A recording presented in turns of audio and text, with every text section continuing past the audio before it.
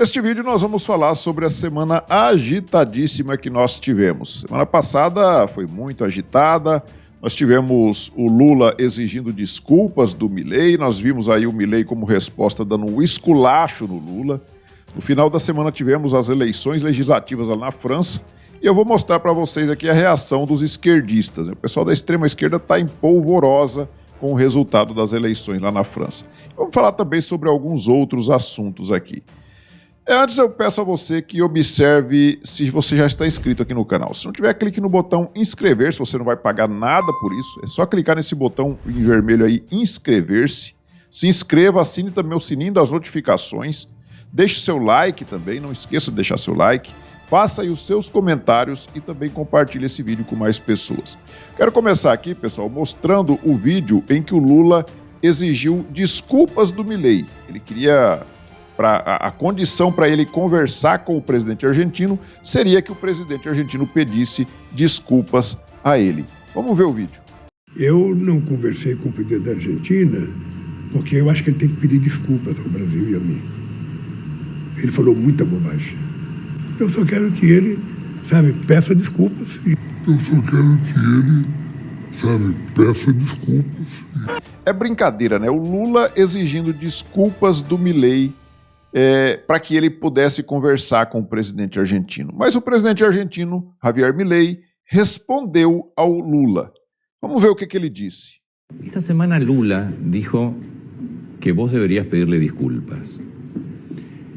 ¿Qué pensás de Lula? ¿Qué pensás de lo que dijo?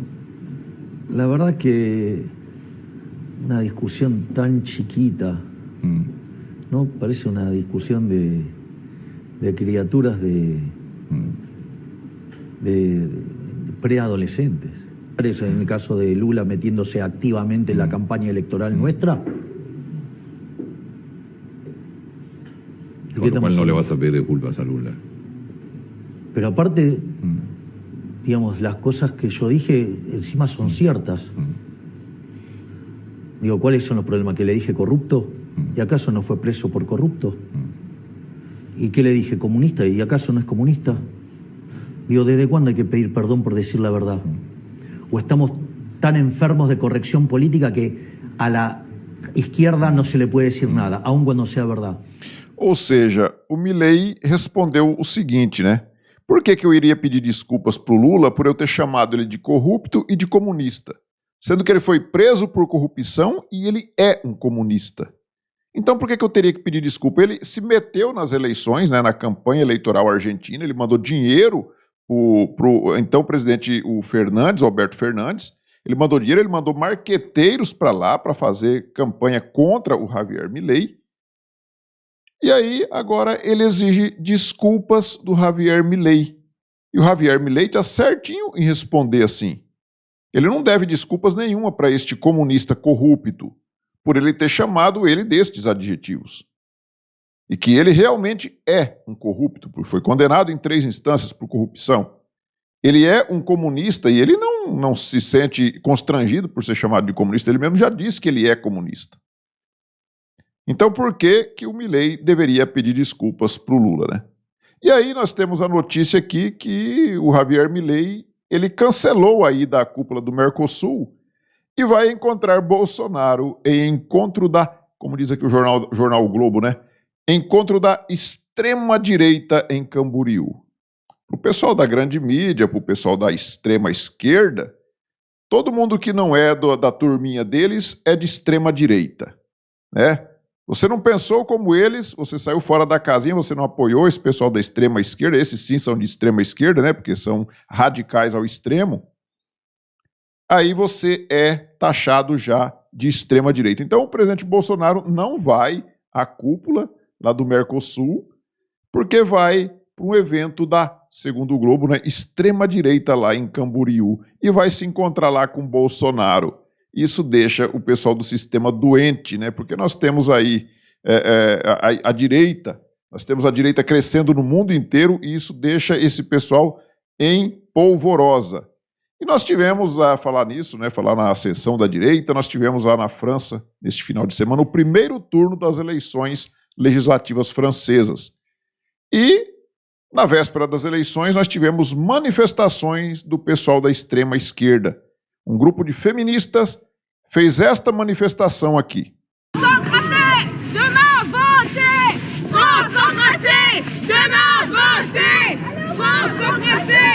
Allez voter dimanche! Sortez les ordures fascistes!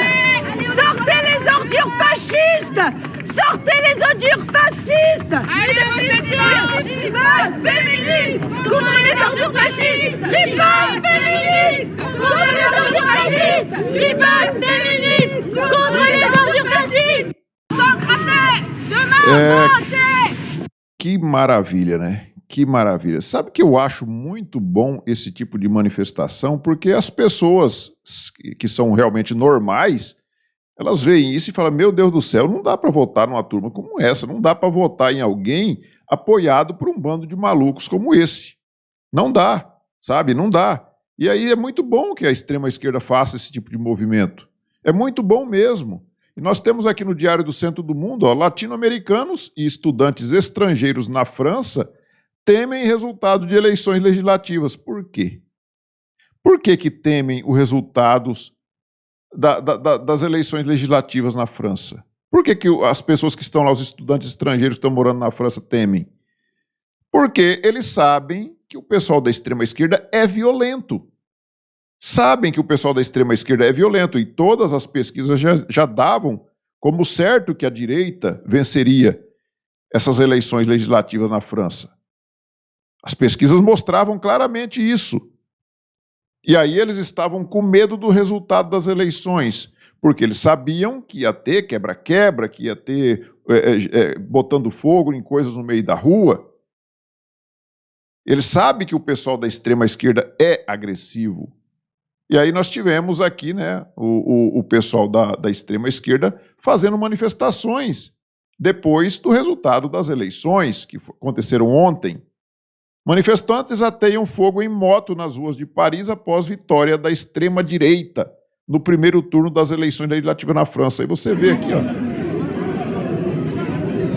Ei!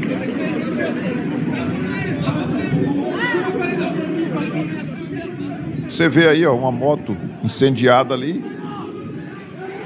Porque o pessoal democrático da extrema-esquerda, né, que eles vivem falando em democracia, Estado democrático de direito, eles defendem tudo isso, mas desde que eles estejam no poder. Se tiver alguém da direita vencendo as eleições, não, aí já não é mais democrático.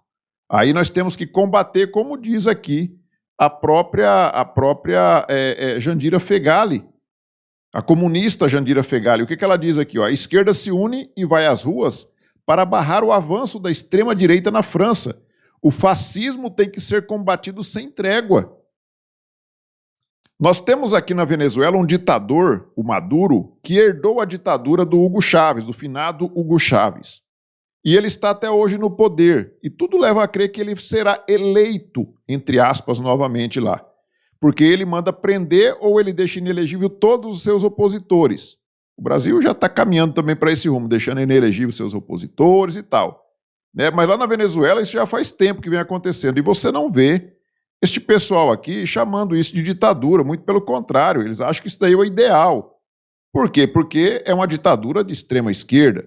O mesmo acontece lá em Cuba também, que a ditadura de extrema esquerda destruiu aquela ilha e continua no poder e eles não criticam.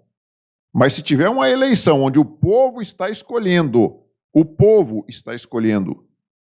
e não for o pessoal da extrema esquerda que vencer as eleições, aí você tem que combater. E aí você vê aqui o povo nas ruas.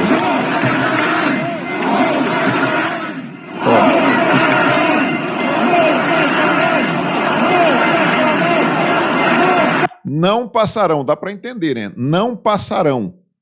Ou seja, quando é a direita que vence, não passarão. Vai todo mundo para a rua e vai fazer o quê? Vai fazer quebra-quebra? E o resultado das eleições, o resultado das urnas? Não é antidemocrático você questionar o resultado das urnas? Ou só é antidemocrático quando a direita questiona uma eleição cheia de vícios, como aconteceu aqui, como aconteceu nos Estados Unidos, com os votos pelos Correios? Aí você não pode questionar porque a esquerda venceu. Se você questionar, você é um golpista. Mas quando é o contrário, quando a direita vence pelo voto popular, voto democrático, aí a esquerda vai e faz quebra-quebra, incendeia coisas na rua, incendeia casa, incendeia tudo. E isso é tudo em defesa da democracia. Uma outra comunista, a deputada Alice Portugal, foi na mesma linha. Ela disse o seguinte, ó: ontem na França, o partido de extrema-direita liderado por Marine Le Pen terminou em primeiro lugar no primeiro turno das eleições legislativas. O segundo turno ocorrerá no dia 7 de julho. Em resposta ao resultado, as ruas de Paris foram tomadas por manifestantes de extrema esquerda, não, de esquerda. Aqui ela não fala que é de extrema esquerda, contra o avanço da extrema direita. Como que a extrema direita está avançando? Está tomando o poder na marra? Ou é pelo voto democrático? A luta contra o fascismo deve continuar para evitar retrocessos. Fascistas não passarão. É muito democrático isso, né? A esquerda é muito hipócrita. Gente do céu, como que é hipócrita. Vivem falando em democracia. A palavra democracia sai da boca deles toda hora, toda hora. Mas a democracia é só quando eles vencem. Se eles não vencerem, aí é ditadura. A Gleisi Hoffmann diz o seguinte, ó: o primeiro turno das eleições francesas deixou bem claro o que acontece com governos que adotam a receita neoliberal e tiram direitos do povo. Aqui ela está culpando o Macron, tá? É a extrema-direita que tira vantagem. Macron e o seu centro liberal pagam nas urnas o preço da reforma da Previdência que impuseram na marra e outras medidas de arroxo fiscal. E tem gente que se diz democrata querendo impor políticas assim no Brasil. Felizmente, a esquerda, não é a extrema esquerda, é a esquerda francesa está unida e pode liderar a reação à extrema-direita. A esquerda está reagindo à extrema-direita. Nós temos que lembrar para a nossa Gleisi Hoffmann, o amante ou coxa, que são os codinomes que ela tinha na lista de propinas da Odebrecht, que o Macron é esse cidadão aqui, ó. É esse cidadão aqui, o Macron, que estava fazendo um acasalamento, uma dancinha com o Lula, com o descondenado Lula, lá na floresta amazônica dias atrás. Estavam aos beijos e abraços, são da mesma turminha, não tem nada diferente, tá? E falando em extrema esquerda e falando em extrema direita, nós tivemos na Bolívia, nesta semana que se passou, um golpe. Aí você viu o pessoal da esquerda, tem que prender os golpistas, esses golpistas têm que ser presos. Nós vimos o ministro do Supremo se manifestando em relação àquilo ali. E tudo leva a crer que foi uma grande farsa do presidente Luiz Arce, que inclusive é o poste do Evo Morales. É o poste do Evo Morales, né? É o cara da extrema esquerda, poste do cara da extrema esquerda, que é o Evo Morales.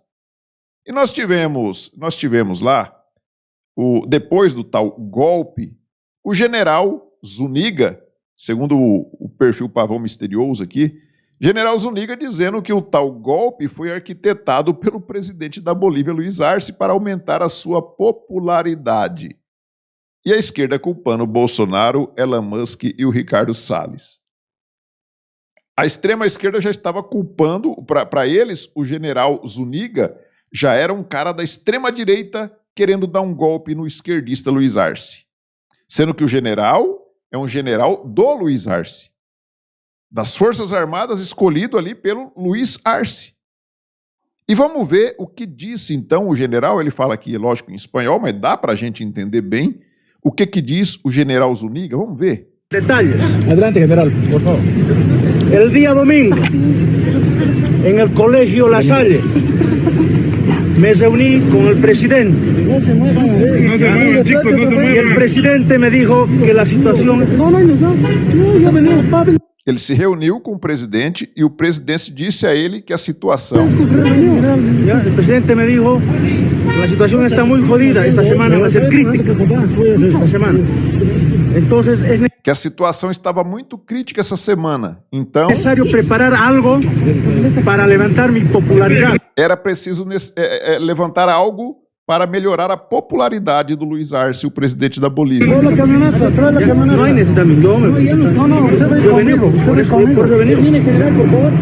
Entonces me dice, y le pregunto, sacamos los blindados, saca.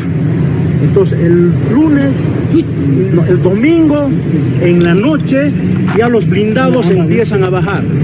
6 cascabeles y 6 Urtus, más 14 Z del regimiento de al aire. Aqui ele está falando o número de blindados e os modelos dos blindados que ele levou para as ruas. Mas ele disse claramente aqui que o Luiz Arce estava com a popularidade muito baixa, porque ele acabou de destruir o que o Evo Morales tinha deixado destruído já, né? A economia da Bolívia. Vocês se lembram que quando o Evo Morales fugiu da Bolívia, quem assumiu lá foi a Jeanine Áñez. Sobrou para ela, porque ninguém queria assumir aquela bomba, e a Jeanine Áñez, eu acho que era ela era a presidente lá do Congresso boliviano, e ela assumiu então e convocou novas eleições. O Evo Morales fugiu para a Argentina e de lá ele colocou como poste dele esse Luiz Arce, que venceu as eleições. E depois que ele venceu as eleições, o Evo Morales voltou para a Bolívia e eles mandaram para a cadeia a Jeanine Áñez, que tinha ousado assumir o poder. E ela foi condenada a 10 anos de cadeia. E agora, como a popularidade do esquerdista Luiz Arce estava muito baixa, eles inventaram esse golpe, conforme está relatando aqui o próprio general Zuniga, general do Luiz Arce, que se encontrou com ele e falou: ó, a minha popularidade está baixa e nós temos que inventar alguma coisa aqui. Que tal falar que nós estamos sofrendo um golpe? E aí vai o Zuniga lá e entra nessa furada e dá o tal do golpe. E o Zuniga foi preso, né? Porque você vai confiar em comunista. O Zuniga está preso e possivelmente vai ficar lá incomunicável.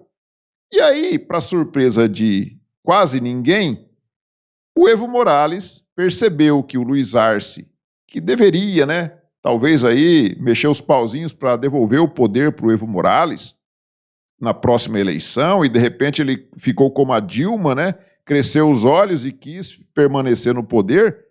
Veio aqui então o Evo Morales e disse o seguinte: o presidente Luiz Arce enganou e mentiu ao povo boliviano e ao mundo. É lamentável que seja utilizado um tema tão delicado como o relato de um golpe. Perante esta realidade, devo pedir desculpa à comunidade internacional pelo alarme gerado e agradecer a sua solidariedade para com o nosso país. É importante que uma investigação completa e independente demonstre a veracidade deste fato. Percebe, então, como que é suja a tal da extrema esquerda? Percebam como que é suja. Esse pessoal, eles fazem de tudo pelo poder. Tudo pelo poder. E uma das coisas que eu vou falar agora aqui, que remete a esse negócio de fazer de tudo pelo poder, é o Lula da Silva. O Lula da Silva, ele foi lá em São Paulo hoje, e ele fez um evento lá, e neste evento, ele ia assinar um contrato de expansão do metrô de São Paulo. Só que ele queria que o governador de São Paulo, Tarcísio de Freitas, e o prefeito de São Paulo, o Nunes, eles fossem lá rastejar aos pés do Lula e tinha que se fazer presente naquela plateia controlada ali, todo mundo, pelegos do PT, para que eles fossem ali vaiados por aqueles pelegos. O Tarcísio, governador de São Paulo, e o Nunes, eles não foram no evento. E aí, o que o Lula fez? Vou mostrar aqui, que o Flávio Bolsonaro postou aqui, ó. O Lula tinha tudo para assinar o contrato de expansão do metrô de São Paulo. Em poucos segundos poderia ter assinado para beneficiar quem mais precisava, o trabalhador. Mas Lula escolheu a vingança. Penaliza o povo de São Paulo pelo seu desequilíbrio emocional. Lula parece até aqueles mafiosos de filme, onde as pessoas precisam rastejar para conseguir alguma coisa. Sua vaidade está acima das necessidades do povo. O Lula trata o bem público como se fosse algo pessoal dele. O dinheiro não é dele, o dinheiro é do país, o dinheiro do povo, gerado pelos impostos do povo, da população, do contribuinte. Mas o Lula, ele trata isso como se fosse dinheiro dele. É dele. E aí vamos ver o que ele falou aqui, ó. A gente aqui hoje ia assinar o contrato da estação do metrô para chegar aqui. Mas o prefeito que nos deu o terreno não veio e o governador. Então a Caixa Econômica Federal e o ministro da cidade resolveram não assinar, porque é importante a gente fazer. Não foi o presidente da Caixa que resolveu não assinar, foi o Lula que mandou ele não assinar. Fazer isso junto com o governador e com o prefeito do estado. Porque para nós, quando a gente quer fazer investimento, quando a gente quer fazer crédito, a gente não se preocupa de que partido é o governador. É o que ele está fazendo. Ele está se preocupando de que partido é o governador, porque o governador não foi lá. Se o governador fosse do PT e não fosse participar e falasse, ó, tive um compromisso aqui, não pude ir, você acha que ele ia agir dessa forma? É lógico que não. Ele está fazendo isso porque os dois são opositores dele. E ele quer fazer politicagem, já visando a campanha municipal para o Boulos, então ele já queria fazer politicagem em cima do governador e do prefeito, o Nunes. Ele já queria aproveitar a presença dos dois ali para fazer politicagem, só que eles não foram, e ele ficou putinho. A gente se preocupa se o povo daquele estado, se o povo daquela cidade precisa das coisas que a gente faz.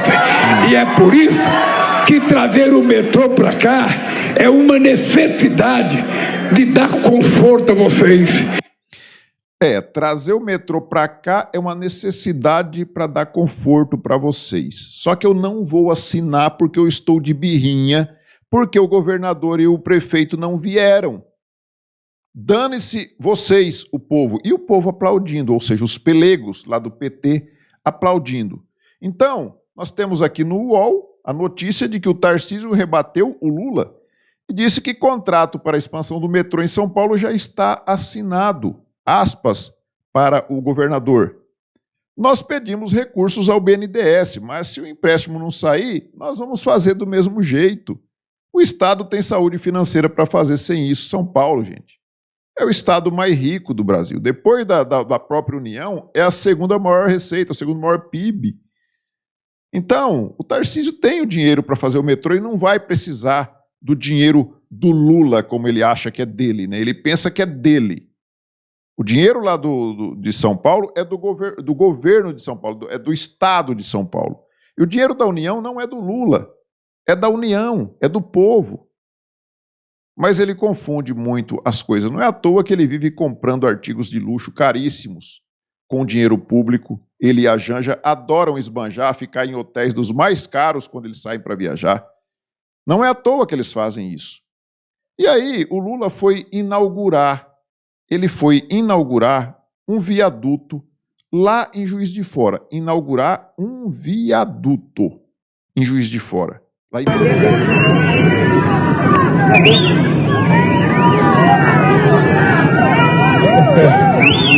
Lotado, né? Muita gente nesse evento. Dá uma olhada.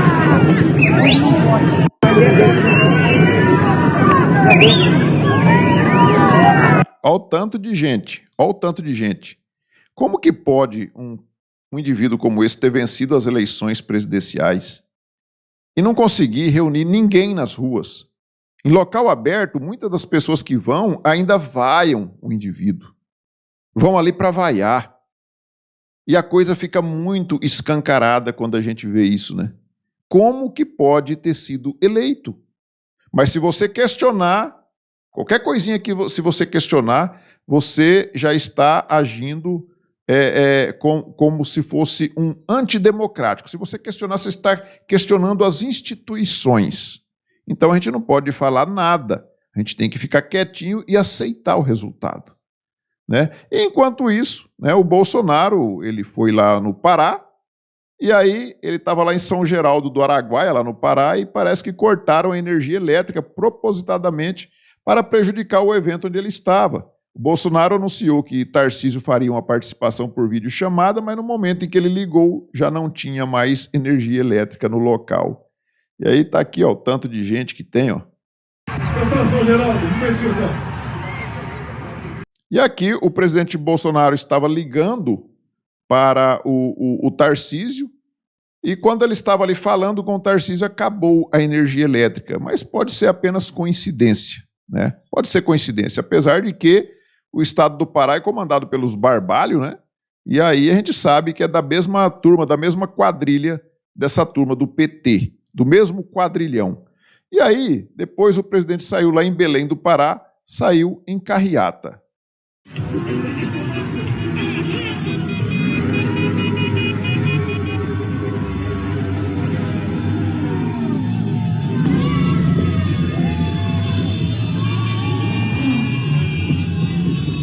Você vê ali em cima o presidente junto com Éder Mauro, que, se não me engano, vai ser o candidato a prefeito lá de Belém do Pará.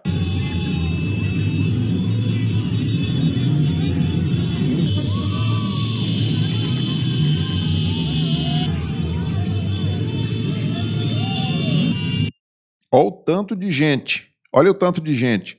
Dá para comparar com as manifestações do cara que foi eleito?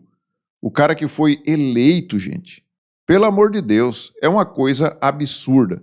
E para terminar esse vídeo aqui, eu estava vendo um vídeo de 2022, onde o Rui Costa, que é o ministro da Casa Civil do Lula, ele era o governador lá da Bahia.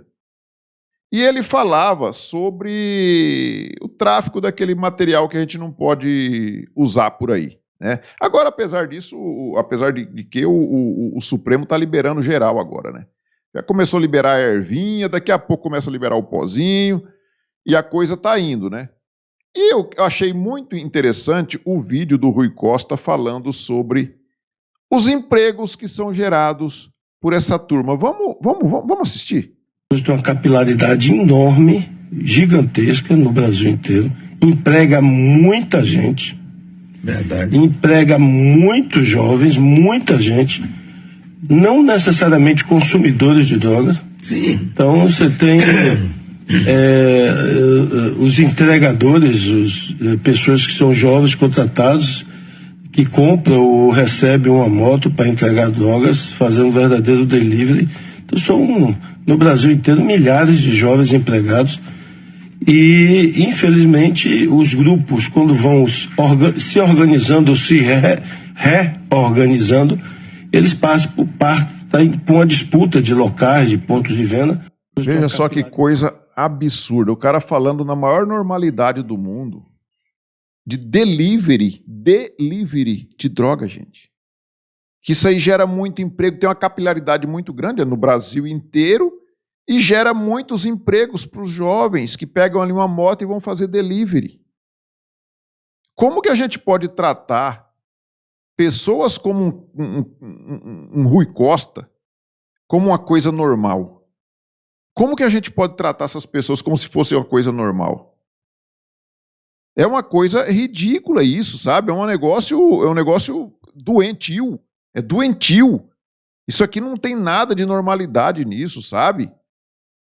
É uma coisa patética. A pessoa que vota umas pessoas como essa, que esse pessoal do PT, todos eles pensam dessa forma. Todos eles pensam dessa forma. E as pessoas votam em gente como essa. Se você é contra você eliminar uma vida que está dentro da barriga da mãe, você é taxado de extremista. Mas você falar que você está fazendo delivery de material ilícito é uma coisa que eles acham que tem que ser normal. Em que mundo que nós estamos? A nossa juventude agora vai ter emprego desse nível? O emprego que eles vão ter é desse nível? Sabe? Fica uma coisa asquerosa de se ver. Isso é asqueroso a gente ouvir um comentário como esse. Pessoal, era isso para hoje. Eu vou ficando por aqui. Peço a vocês novamente que se inscrevam aqui no canal, curtam, compartilhem este vídeo com mais pessoas. Não esqueça também de ativar o sininho ali quando você se inscrever, tá bom? Nós nos vemos no próximo vídeo. Fiquem todos com Deus. Tchau.